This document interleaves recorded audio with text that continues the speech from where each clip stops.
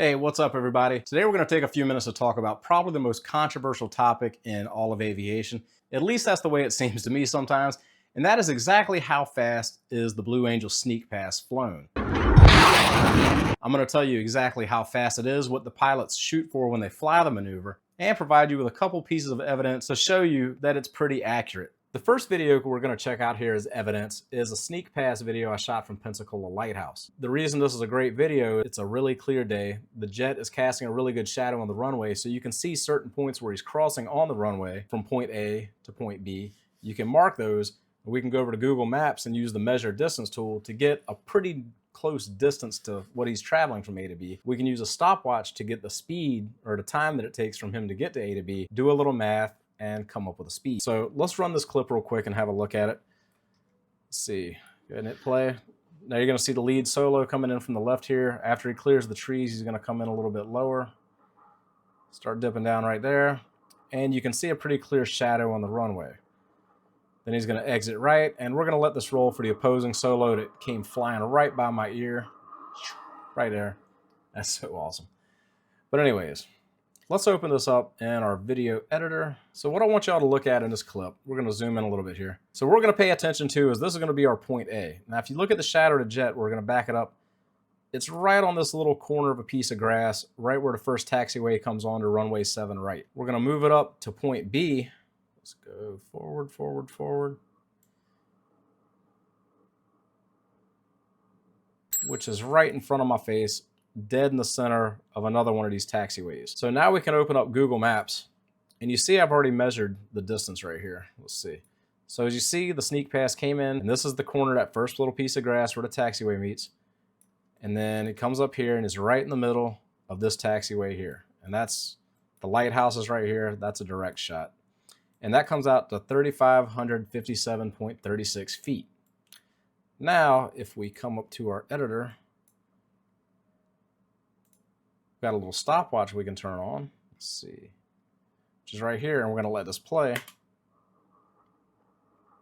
From point A to point B right there is 3.33 seconds. Now, here's a fun little calculator we can use. Now, we can go ahead and take this calculator, type in 3,557.36 feet, and he traveled that distance in 3.33 seconds, hit calculate, and you can see right here, 728.3674728508 miles per hour. A little less than 2 miles an hour from the 730 that I said in the videos pretty much every time I post them.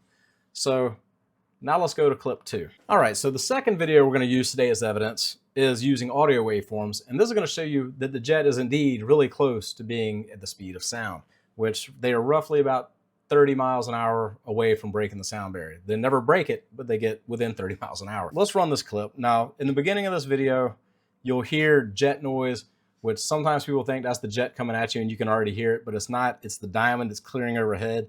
And if you actually pay attention to this lady's phone that's recording right in front of me, you can see she's recording the diamond with only 3 jets that day. They're clearing directly overhead. So we're gonna go ahead and play this. You can see them clear. Here comes the solo, and he's traveling at 720, 730 miles an hour right here.